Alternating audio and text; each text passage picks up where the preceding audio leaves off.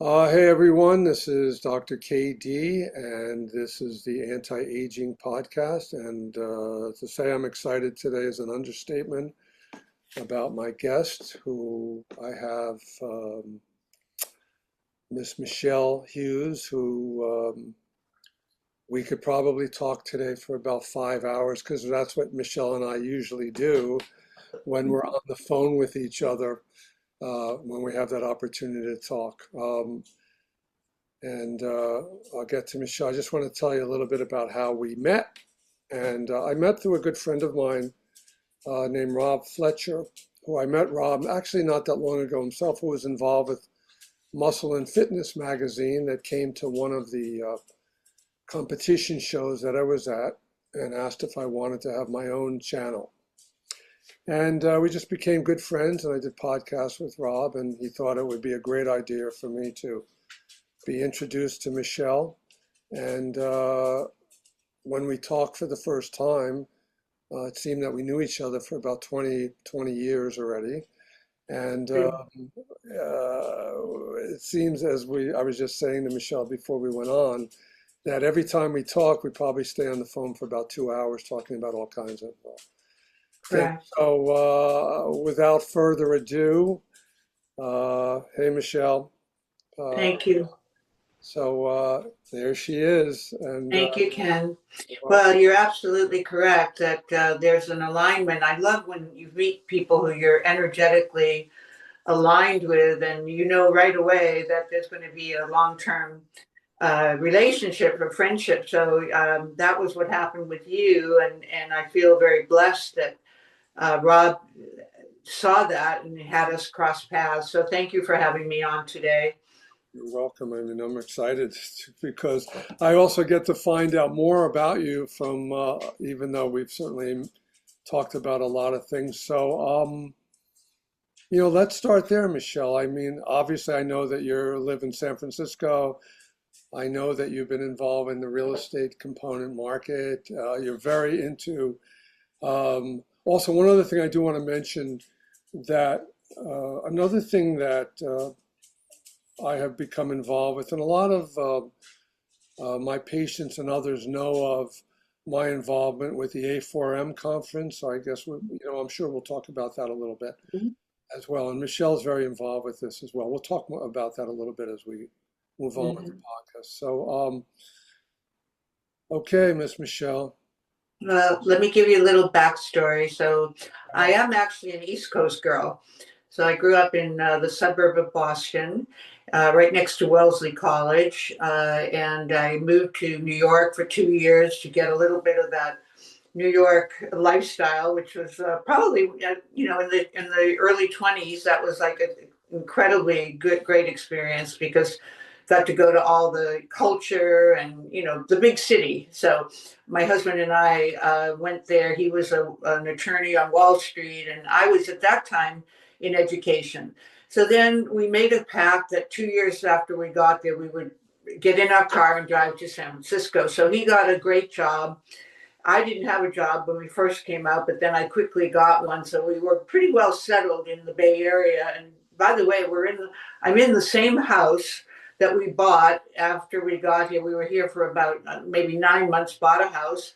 And we were very poor, just young couple just starting out. But at that time, real estate, was still affordable. And we live in a very exclusive community. So I feel very lucky that timing is everything.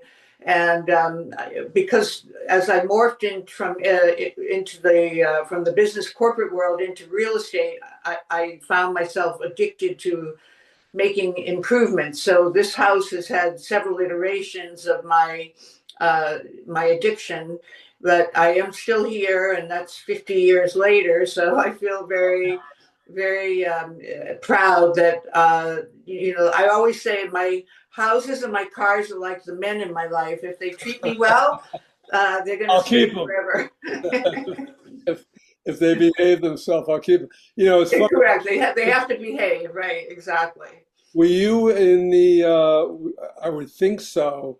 Were you in San Francisco at the in the Haight-Ashbury time of You know what I'm talking No, about? that was 68. My husband was at Harvard, and he was there for all the riots and the women burning their bras and all that. But um, I was out in Amherst, so it was a little more tame. But no, we weren't here for that. But still, by the time we got here in the mid 70s, there still was the residual of the Vietnam War and the anti-war movement. And Berkeley, of course, and the Haight-Ashbury were the two big hotspots. Our home is in Tiburon, so we're in Marin County, which is more isolated or insulated, let's say, from a lot of that kind of activity. So I never participated. He had to a little bit, when he was in law school in Boston, because it was right there, it was right in your face. But we never were that involved in the active sense of being protesters like there were so many college age kids at that time. So many, because I'm a music guy as well as you are. Yes. There's so much great music coming out of that area of California. Well, I had the pleasure of being on a podcast last week, and the gentleman that was on one of the guests that was on with me is the head of a magazine called Baby Boomers, and I was telling him I'm so proud that we're baby boomers, because I think that's going to go down in history as one of the greatest generations. When we look at the music that came out of our generation, look at the number of entrepreneurs and the kind of just business titans that we've developed and produced, I should say. And there's just, I don't know, because of the fact that we were part of the Woodstock movement, and not that I was, but I mean that our generation was, and the anti-war movement, which was really one of the first and most violent, I think, of in the modern world of American history, don't you think? I do. I do. By the way, I was part of Woodstock, but I never made it to the concert. I got stuck, Oh, I got stuck on the highway. oh, You wow. couldn't get to the concert Oh, because there was wow. 500,000 people there. So, Yeah, you would our have. attempt we actually left a little late. And I said, let's go to the concert, but everybody got stuck on the New York Thruway too. Oh, But at least the effort was there. You know what I mean? right. Exactly. But, Yeah. uh, but I did attend the 50-year anniversary. Uh, So of, what happened then is when I got to California, I decided, this is my time. I had read about Ernest Arbuckle, who you may never have heard of, but he was the chairman I of heard of Ford Motor Company, also became the head of Wells Fargo Bank, and then became, I think, chancellor or president of Stanford University. And I was reading his bio, and he said, I repot myself every 5 years. And I thought, well, that's a cool way to say it. And I was already having the ruminations of needing to get into a different world. And my dad was a businessman. So it was kind of a natural for me to morph into business. But I went and started my MBA, and was studying, really doing the academic side as well. So anyway, I ended up in the corporate world for about 20 years. And then, the real estate industry kind of knocked on my door, and I became a developer. And the first place I went to develop officially, I had been dabbling in development here in the Bay Area, but that was always as an avocation. But then when I officially hung up my corporate cleats and became a developer, that was when I was sitting in Aspen and I bought my first spec home. So that was, one of my greatest challenges, because I mean, when you're making a lot of money, and I was in the corporate world, I can remember my husband's face when I told him I was going to change careers, and he thought I was crazy and wanted to talk me out of it, because he was more of a stable guy at being an attorney and then an investment banker. But I just had to follow my heart. And so, that's by the the way, advice I give to everybody is, you know, if you could do anything you wanted to do in life and there was no economic considerations, what would that be? And that helps you to decide what are you most passionate about. And actually, that's how I morphed, segued into the health world, because when real estate became somewhat untenable after 2008, and there was just so much disaster in our world in terms of downturns and people being foreclosed on and so forth. Fortunately, I was able to take a very hefty portfolio and turn it into some cash, and I was able to pay back my bankers and all my, any lenders. So I still have a great reputation. If I ever wanted to borrow money again and do more real estate, I could certainly do that. But I decided at that time to ask myself the question I had posed to everyone else when I was giving speeches: is what would you do if you didn't need to get paid? And or if you could just do which comes from your heart. And so I had always been, since I was in my 20s, I'd always been interested in functional medicine, although it wasn't really called that then. It didn't have a label, really. It was just an alternative to allopathic medicine. So that's really how I started my podcast, which is 2019, is going into its 7th year, called Ageless and Timeless. And it's a funny story about how that name came about. People used to always ask me, you look so good. How do you keep yourself so young? And by the way, how old are you? And I never wanted to tell my real age because I always felt like I was younger than I looked. So I mean, younger than I was chronologically, so younger looking than I was. So I always said, "Oh, I'm ageless and timeless." And so that name stuck, and everybody said, "Oh, that's such a cool name. Why don't you just use that?" So that's how the podcast was born. Pretty cool.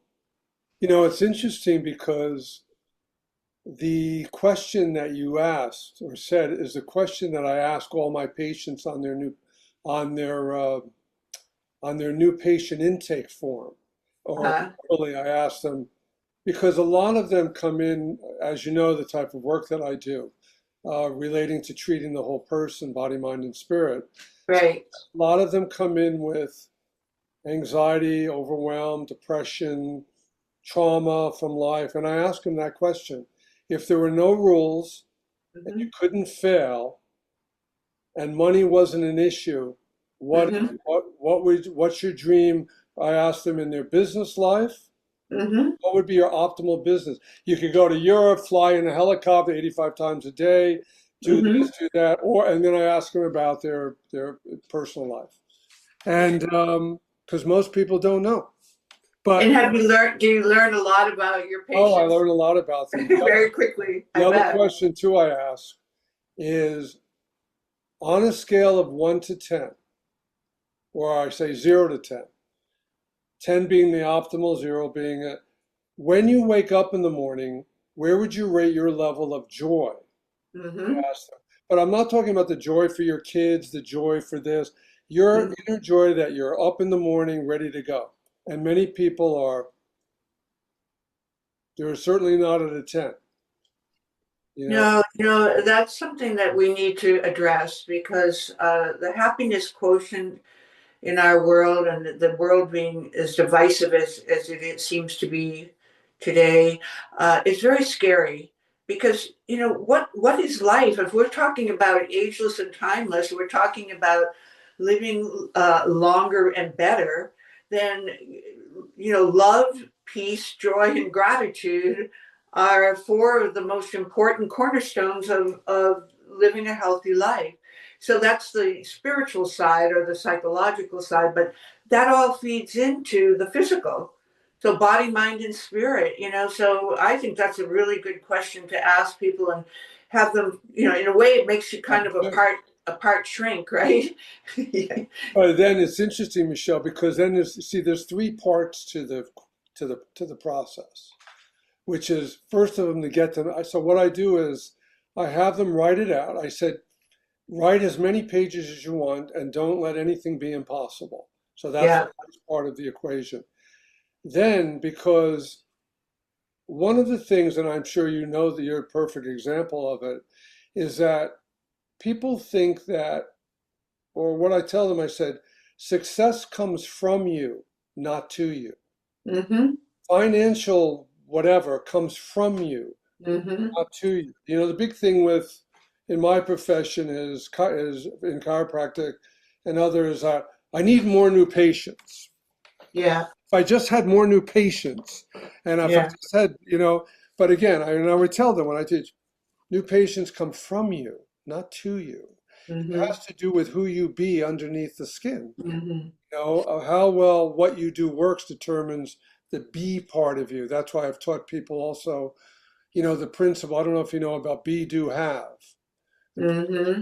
I'm sure you do. Well, Um, that's what I noticed in you right away, that you care deeply about other people and you really want to make a difference. And you're not just doing this for some financial yeah, gain, although of course we all have to make money at our businesses, you know, in order to unless we're philanthropists and we're, you know, have already made a lot of money and now we're just doing this for charity. But neither you nor I are doing that. But we're still at heart very much about people and wanting to make a difference. So that's something that I think comes easy for you, I don't know how to be another way since I'm a kid, if you know what I mean.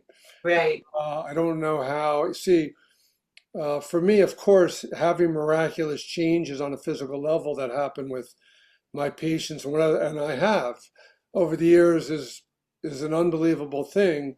But having a person say, you know, Dr. D, when you taught me this 2 years ago, and I finally remembered what you said, and it's when a person has an aha moment. Right. Say, you know, oh, and then I got it finally, and I realized that I don't have to when someone cuts me off. I have a perfect, I have a perfect example, and I love this patient to pieces, and but she has an anger management issue when uh, she drives on the highway, almost like to the extent almost of having road rage. You know, she gets cut off, or they don't give her the lead in on the highway or whatever, and she just goes at it. And I said, you know, there's another way that you can approach it. So just as you know, karma, we say, can be a bitch. Excuse the expression. Mhm. So last week, and it's finally, and she was learning. She gets into a road rage situation with this young, early 20 guy with his girlfriend in the car, and the same thing happens, and they get into a road rage Mm, component, and they're driving next to each other close. mm. The guy in the car actually stops close enough, is still driving, grabs her side view mirror Mm. as it rips it off the car. Oh, wow.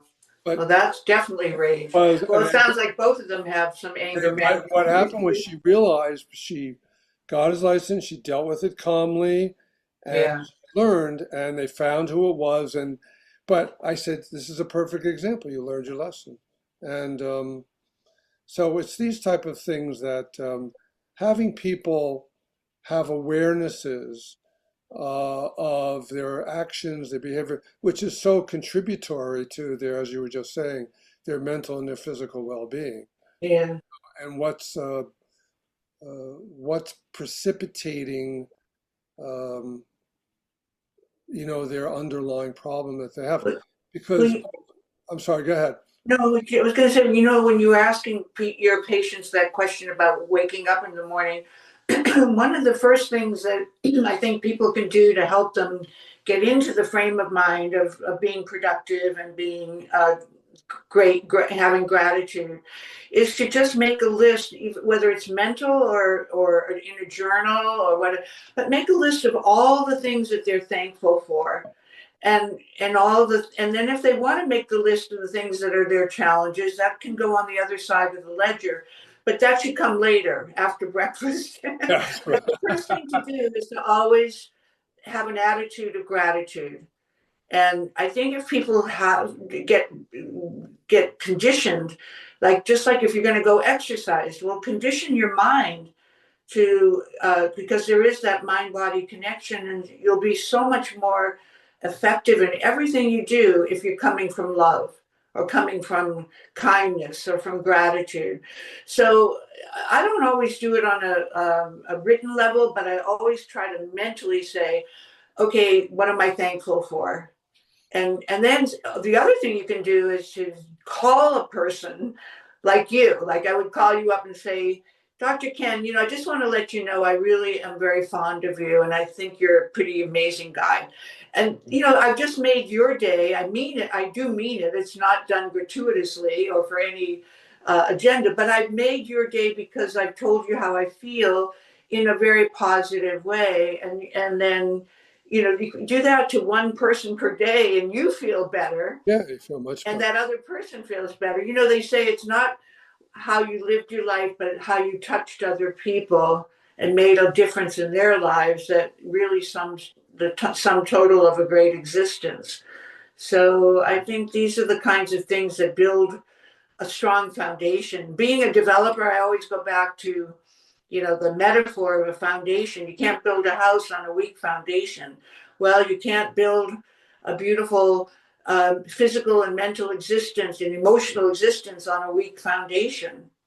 Not And a, that weak foundation defined in those terms is being negative. we're facing a negative pandemic.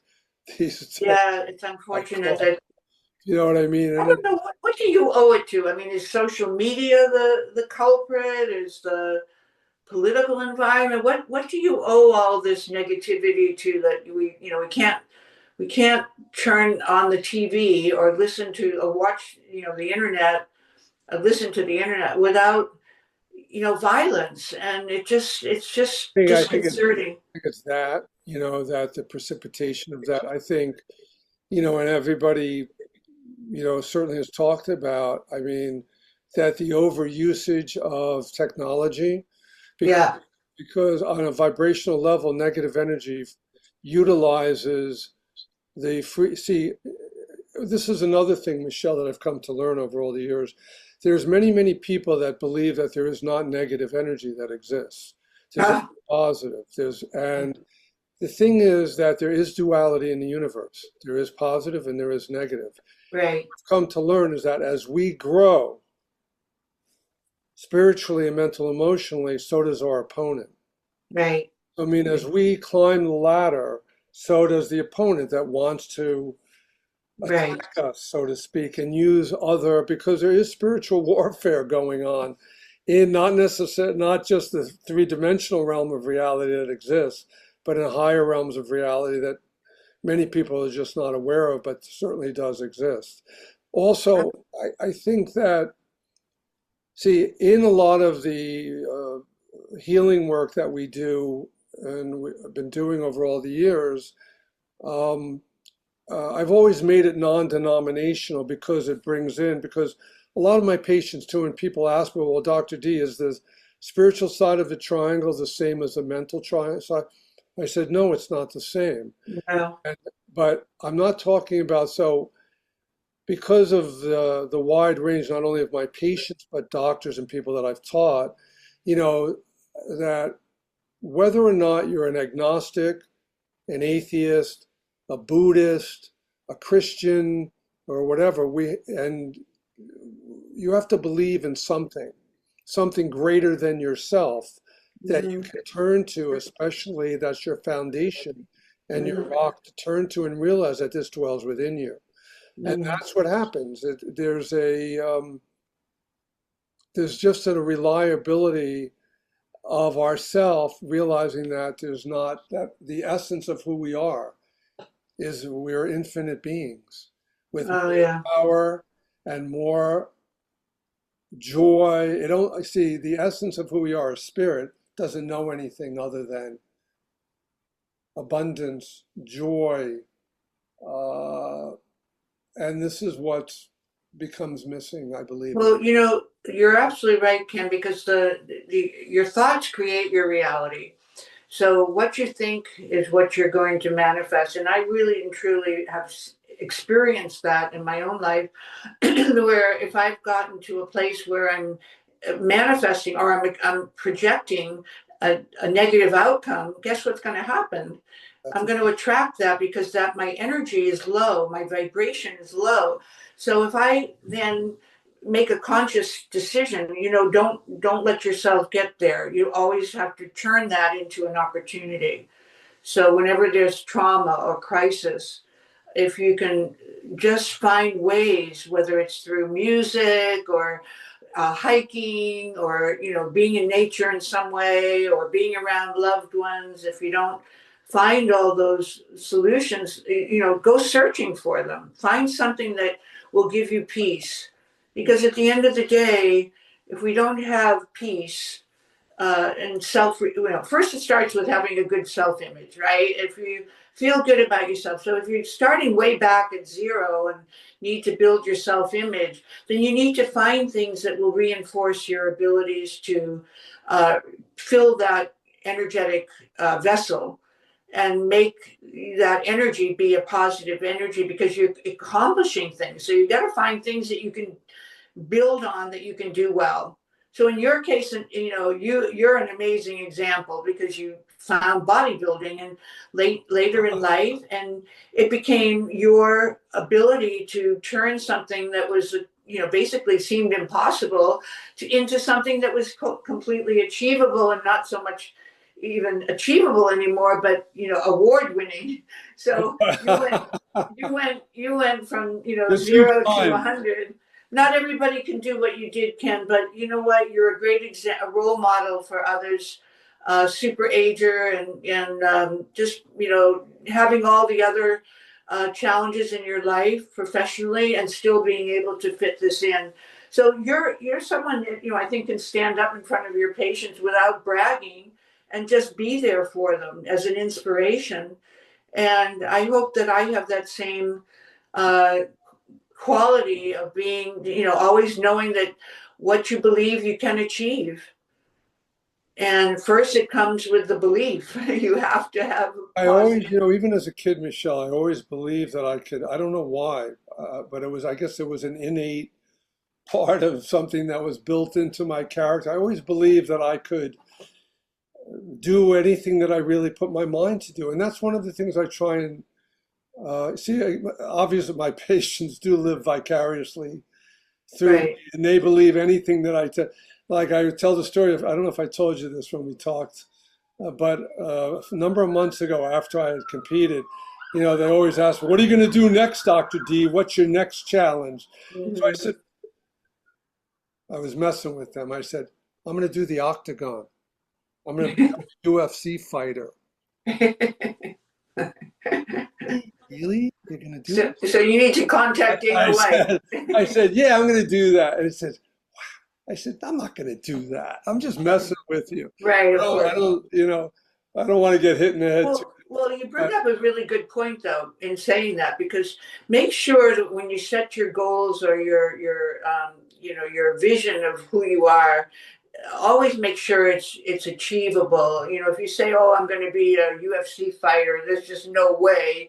Then you're setting yourself up for disappointment. So it needs to be, a goal that that if you That's put your arms attainable. around it, That's it'll attainable. it could happen. Yeah. The thing also, that's a great point that you make. And I also, one of the things too that I teach people is about completion. Yeah. And, Hmm. and completion brings energy. Lack of completion brings fatigue. And Hmm. set your day. I see a lot of people set their day or their goal too high, so they're unable to complete it, and it Hmm. brings fatigue. So that's why I make it very simple. I said, and it's okay if you can't complete it in the day, then it's okay to schedule it for the next day or the day after, where you know that you're going to be able to complete the task at hand. So make Hmm. your day win, meaning that set the day, and that could be, I'm going to pick up my laundry today. I'm Hmm. going to go to the bank and make this deposit. I did that. I did that. I did that. I did that. I did that. Boom, completion. Energy, fatigue, tremendous completion. And that's another thing that we tend to do. Also, we become very impatient in our ability to master a certain task that, well, why am I not a great bodybuilder? I've been training for a month. When's it gonna, you know what I mean? We're very pushy on ourselves instead of, I'll never forget, my son Austin, uh, I think I told you, was an equestrian show jumper, Mm-hmm. was at the Grand Prix level. And so, and he starts riding at 4 years old. So I figured, okay, I'm going to learn. So I'm going to learn how to ride a car, ride a horse. So I'm in the barn in the indoor, and the owner Tony. Uh, so I start taking lessons, and then she says, "I have a perfect horse for you um, to learn how to ride the horse on." And it was underweight. I buy the horse, and I start getting on the horse, and all the women. I was the only guy taking lessons, and all the women in the barn would stand by the window of the indoor and watch me ride, and were wondering when is he finally going to quit the the attempt of riding the horse. But I never quit, and I learned Mm-hmm. how to ride this horse. And one of the greatest things, Michelle, I don't think I ever told you this, that I ever did more than was I went on a hunter pace at this incredible hunt club by in New York State. And it's very fascinating because I did it with my son, who here's this champion. And you go out in teams of two, and the huntsman or the hunt club master goes out on a horse, and he it's like a 10-mile course, Mm-hmm. and he sets the time. And you go out in parties of two, every 2 minutes apart.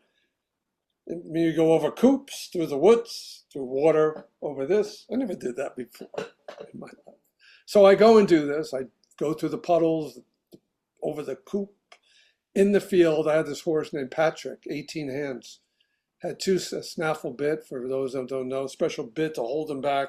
And I remember getting there was an area where at the 5 mile mark, you stop and they check your horse and they give you some sherry. It was phenomenal. And they make sure the horse is okay. So the next step was to go through this field of so many acres, and the horse takes off, and I'm standing like I'm on him, off on a canter, like it was the most exciting thing I ever did. And then on the way back, I started yelling through the woods like, "This is the greatest thing that I've ever done before," and it was. But the point I'm making here with the whole thing, even I guess similar to the experience of bodybuilding, was all I ask people to do is to make an effort. The most difficult thing for people is to get to the gym first, to get up in the morning, get dressed, go to the gym. Once they get there, then they feel better, as you said before. But Mm-hmm. that's really the motivational element of that I find in my work with people and whatever. But so, Well, I think one of the greatest mantras is never give up. So first, you have to set the goal, and I think actually we could talk about this with respect to health, because managing one's own health is really a very personal journey. They say be the CEO of your own health.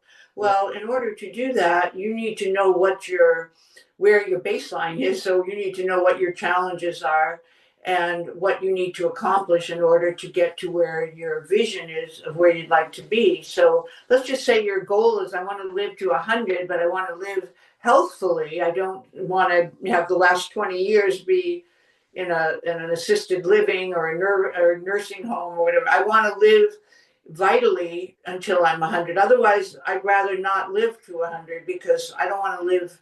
So if let's just say that's your goal. So now you have a vision of seeing yourself being hiking at age 99 and nine tenths, right? You're about to turn 100, and you're still out on the trails, or you're still at the gym, but you see yourself and you feel it. You need to really get that experience of feeling it, not just hypothesizing. Because once you start to really manifest things, it's because you believe like I said, what you believe you do achieve, you can achieve. So, I'm sure you have to go through this with all your patients, and it's a lot more babysitting in a sense. I don't mean to belittle it because, It is that.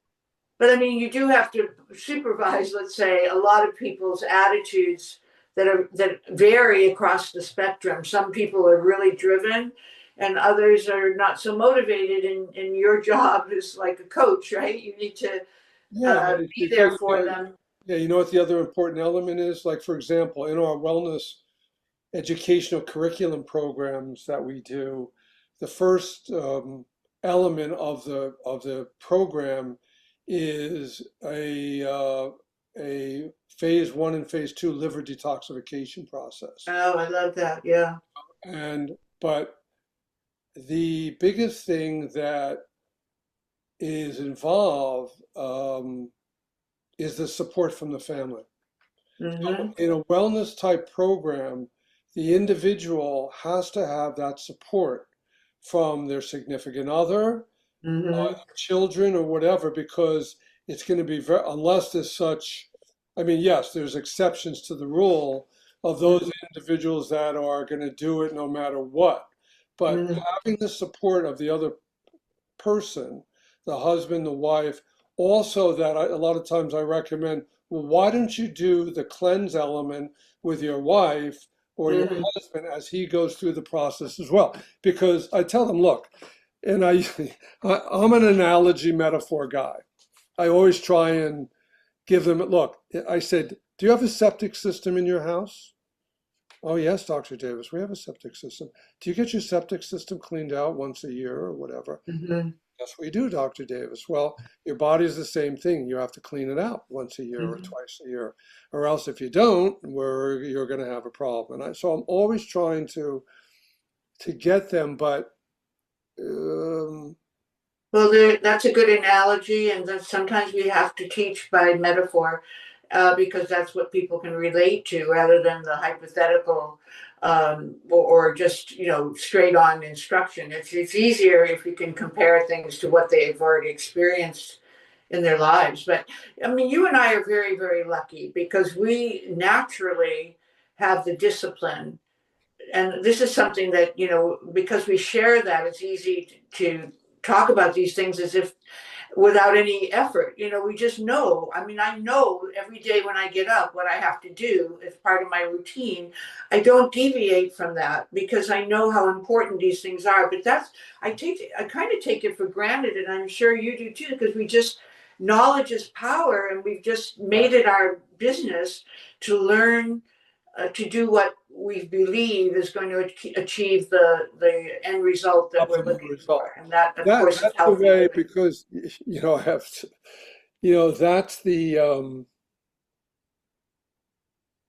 that's the mantra you mentioned. The mantra, when I first competed, and um, first of all, people would said, "What? Why are you doing that? What are you doing that for?" Mm. You're, you And know, what was your answer? I said, "Why not?" Mm-hmm. Is what I is Mm-hmm. what I said. It's just something that I want to do. I mean, I was always an athlete, as you know, and I always took good care of myself. But when I think I told you the story of what happened, right? I believe I did.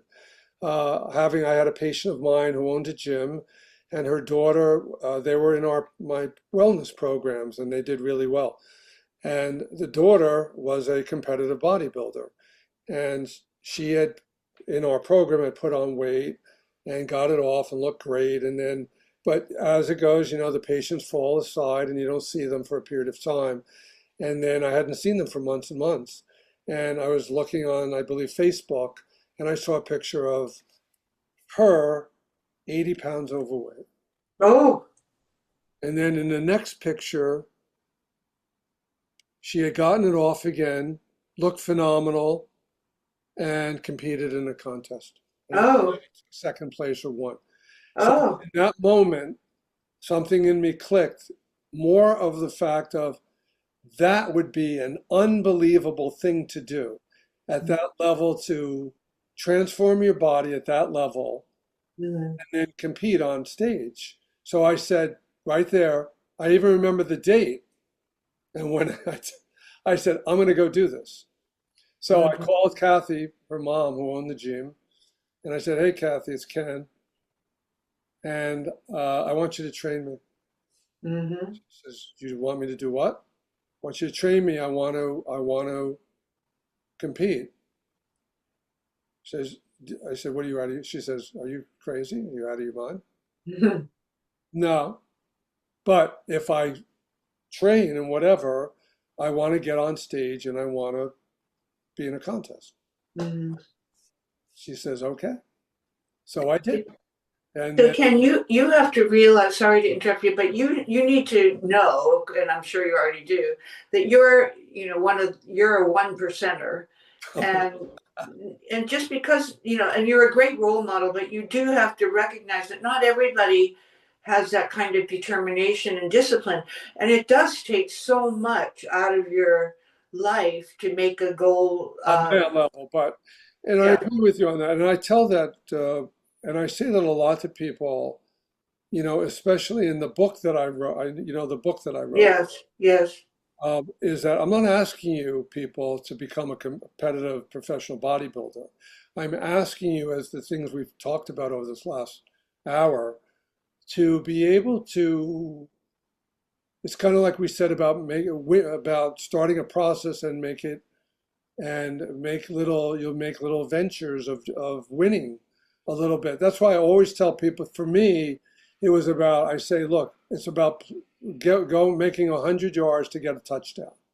See, the way I focus in my mind is that I'm going to get tackled, I'm going to get blocked, I'm going to get, but I always see the goal line.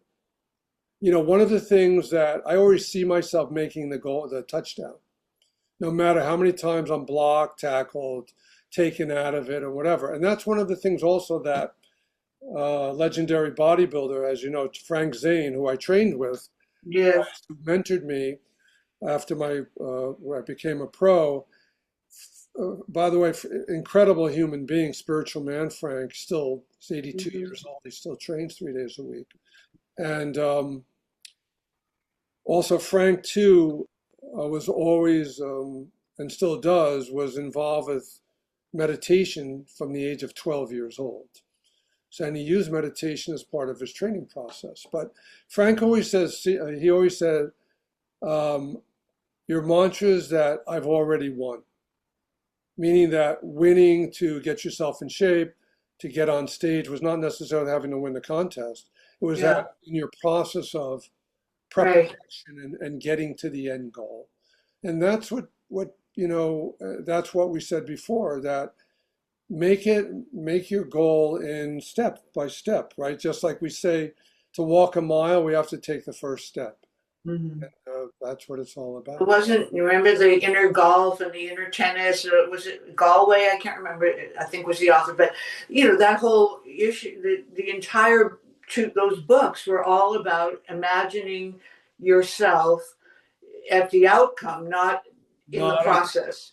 And once you see yourself accepting the trophy, winning the PGA, or winning the French Open, that those are the kinds of things that your brain is an amazing elastic, they say, plasticity, right? Well, there's so much to the manifesting that is involved in the brain and controlling your brain's imaging. So yes, I think okay. So let's just take it to nutrition.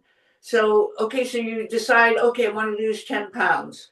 Well, you can always have a picture of yourself, maybe when you were 10 pounds thinner. Put it on your fridge, and look at that's your physical vision. Or you can just imagine it. Or you can look in your closet and see those clothes that you used to wear, but you're not able to wear anymore, and say, I'm going to fit into those clothes again. And I'm not going to let them just sit there or give them away to, a charity. They're going to be on my body again. So there's your goal, and your vision. You've now created a vision of the outcome.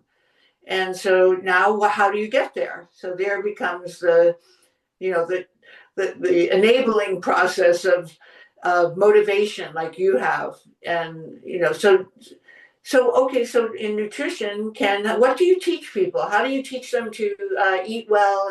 And after they've detoxed, what do you then tell them to put into that beautiful body vessel of theirs? What we usually do in the office is that after also the other thing that we do is that before I put them on the cleanse, I put them on if you detox or cleanse somebody, so here's this person that's been eating horribly for years, yeah, right? Junk food, right. And then you're gonna take these products that are going to begin to pull from the liver and the other organs of elimination.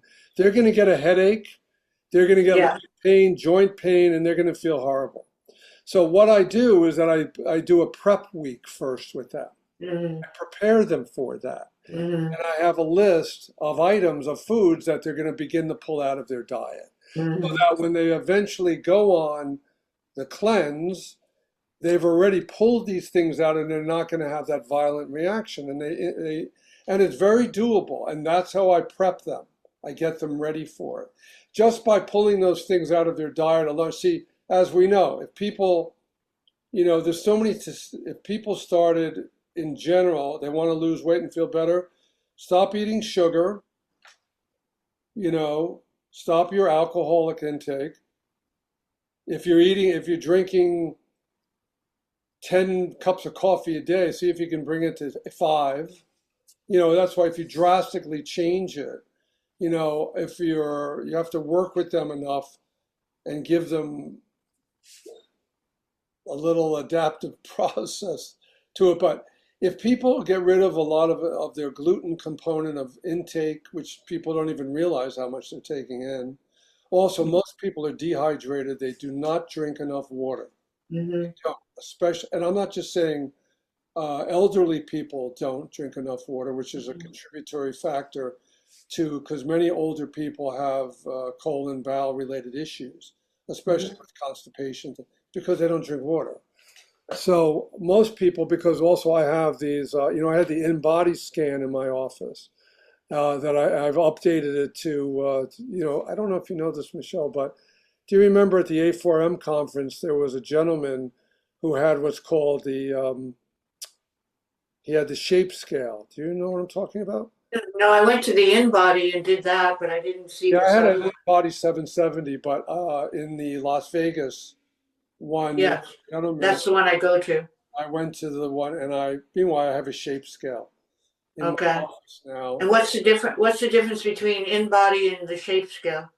The shape scale, first of all, creates your own app of your Oh, body, and you can flip it, and it has oh, all your body measurements, and uh, it has color so that you can see when you're leaning out or losing weight, where you see heat differentiate. It's uh, unbelievable. So I bonded very well. Actually, he's in San Francisco.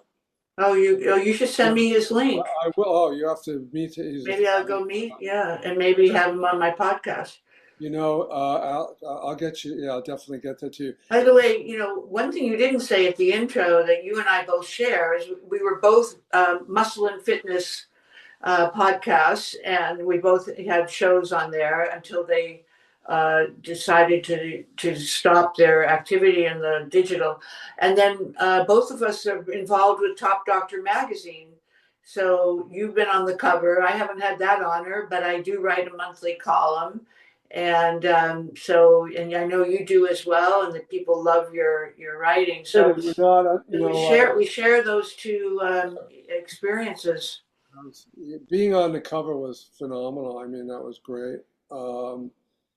But again, it's really not about me. It's about helping other people through what it is. Well, I didn't want to interrupt your train of thought, but what you're saying is so important. But the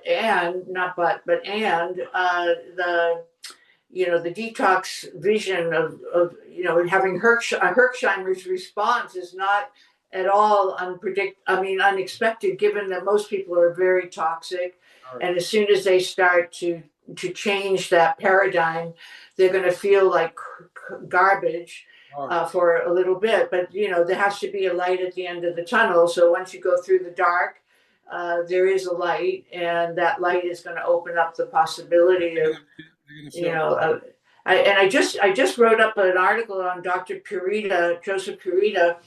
Do you know him? He's the head of medical director for Pureform, and they're doing the EBOT, which if you don't have that exposure to that, it's something to consider for your patients. They basically take your blood and centrifuge your blood. Well, they take your blood in an IV. They extract your blood, or a lot, not all of it, but a good portion of your blood, and then they ozonate it and oxygenate it, and they put it back into your body. It's all done through IV, and now you have blood that's been detoxified. So you're starting how do from you implement the process? Who do you go to for that? well. This is Dr. Purita, whose clinic is in Boca Raton, but he's trained probably. I mean, he could train you, and you could do it right in your office. So I'm happy to connect you. But yeah, it's the newest thing, and it's called plasmapheresis. And basically, it's using all the technology that we already have, but to basically cleanse the blood, and it's pretty amazing. Darshan Shah, Dr. Shah does it out here at Next Health in Santa Monica, I'm sorry, West Hollywood, and but there's clinics all over the place. But Dr. Purita's, I told him you're like the grandfather of plasmapheresis, and he kind of, very modestly poo-pooed it, but he is. So if you have a chance if you go down to Daytona, you might want to detour and go visit him and just get a treatment and see if it's something. Because I'm going to be in Daytona. I think I told you, I'm I competing. know that's why I said that. Yeah. Yeah, I get to visit my sister lives in, which I need to see her anyway. I haven't So seen. the other one that's really exciting too today is peptides. Yeah. And I know you're doing some work with peptides in your clinic, but the peptide bioregulators, which came out of Russia, Dr. Kavinson, I don't know if he won a Nobel Prize. Unfortunately, he died last year, but posthumously, he probably should if he hasn't won a Nobel Prize. But there's a whole history. I won't bore you with all the history in the background, but basically where we are today is we now have peptide bioregulators in the United States, and we didn't have that before because Putin wouldn't allow them to be exported because it was like a special secret that they could use for their Olympic athletes and their aerospace, their space travelers, the astronauts, and and Chernobyl survivors. So basically, they're little aminos. As you know, peptides are aminos. Insulin was the first peptide back in early 1900s, but they've now become the darling of the functional medicine world. And there are two kinds. There's the peptides you inject that are larger amino acids, and then there's these bioregulators, which are under 50 amino acids, and they're all oral. But they're tissue specific. They're kind of like stem cells that are pluripotent. So they go where they're most needed or targeted. So they create the bioregulators based on that particular organ's needs. And so let's say it's your liver. So they have 50, well, when I was first in their clinical trials, there were 21. Then they went to 32. Now I don't know where they are, how many peptides there are, because they keep developing new ones. But so they customize a program for you, the lab or the clinic, that basically you could study under the medical doctors and the PhDs, scientists who are doing this, and then you can become one of the peptide bioregulator clinics in your area. It might be something for you to think about. It's a whole other Yeah, I'd be world. very interested if you could provide me that information. Oh, I sure will. In fact, I'm in the clinical trial of Dr. Bill Lawrence, who is uh, basically the representative for Dr. Kavinson in the U.S. So he is the top guy. I'm And just curious, what if, in your experience, what is, what happens? no, what, going back to the blood ozone component, Oh, yeah. what have you noticed the effect being? If You you, know, I haven't done it. I thought you did. I was supposed to do it with Dr. Purita when I went to Boca Raton. Remember, we were supposed to meet Yes, in yes. Florida. We were going to go to A4M, and then both of us had to cancel for scheduling. So I never got to go there. But I just saw that Sam Tejada, who has a podcast that's very successful, you know of him through Rob. Yeah. Uh, and he just did a whole thing on Instagram where he said he felt great, and he went to Dr. Purita. So he'd be somebody to look up his experience or get Rob to introduce you. But I can introduce you to Bill Lawrence. That's even better because he's the one that's. Yeah, no, that would be great. That would, I'm telling you that I haven't yet done my. Usually they have you go after a year. You do your baseline, then you go after a year. Well, I've waited 2 years, and I just did my 2 baseline tests that will tell me what kind of impact I've had from doing bioregulators for 2 years. But one of the tests is a telomere test, and the other one is your DNA methylation. So anyone that's one of your any of your doctor affiliates who would be interested, they just have to contact me because I introduced them to Bill because Dr. Lawrence is so busy. He has 100 people in the trials, but they cycle through. Like some people are in for several years, some people are brand new. But anyway, I'm happy to make the introduction. He likes to do medical people because they're so much further ahead, but there is an opportunity for a consumer if they really want to do it. yeah, it'd be interesting. So yeah, so I didn't mean to get off on that, but it's just one of the. No, it's great.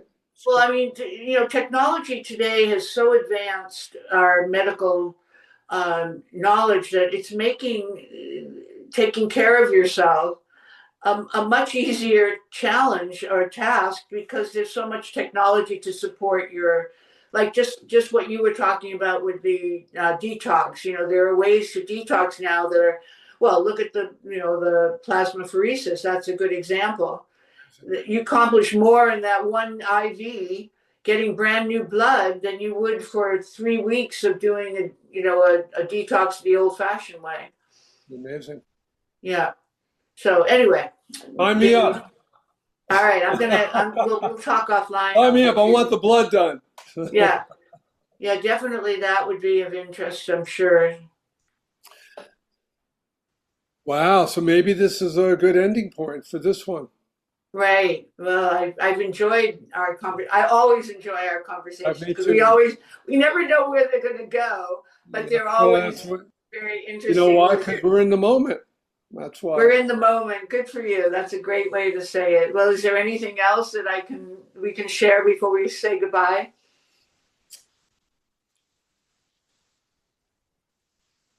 Yeah, there's a million things. But It's true.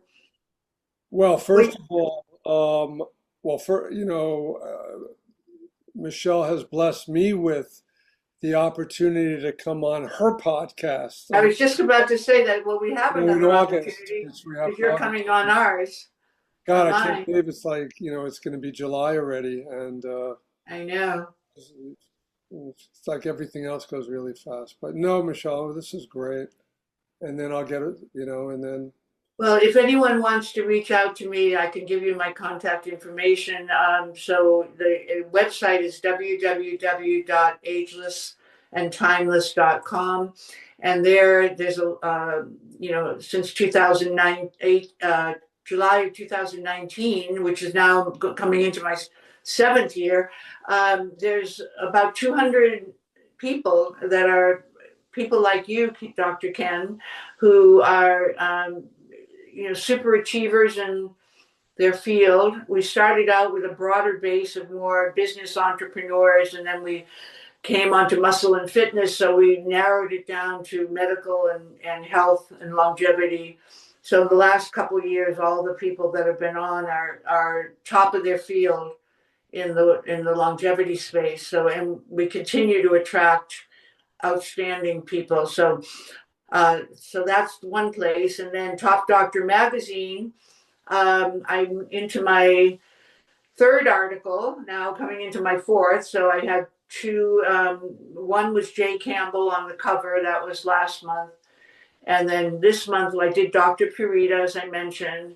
And I also did a gentleman who's running the Biohackers World Conference that we talked about the other day. And so we have, and then coming up will be a couple of really great people.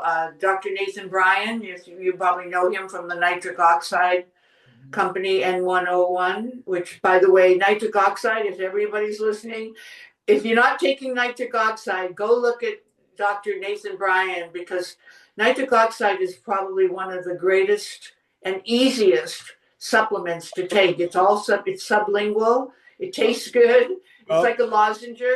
And wow, does it make a difference in your total well-being? I mean, one, because of circulation, side effect positive as libido, which a lot of people, men, particularly men, have talked about. But there's just so many real benefits of using nitric oxide.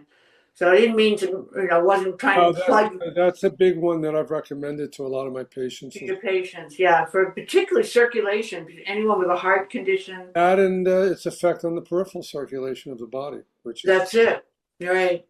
So anyway, yeah, that's the way to contact me. And then I have all my Instagram and Facebook and all the same things you have, but that's all on my website. So, well, I've enjoyed being with you, Dr. Ken. You're terrific. Really. Thank you.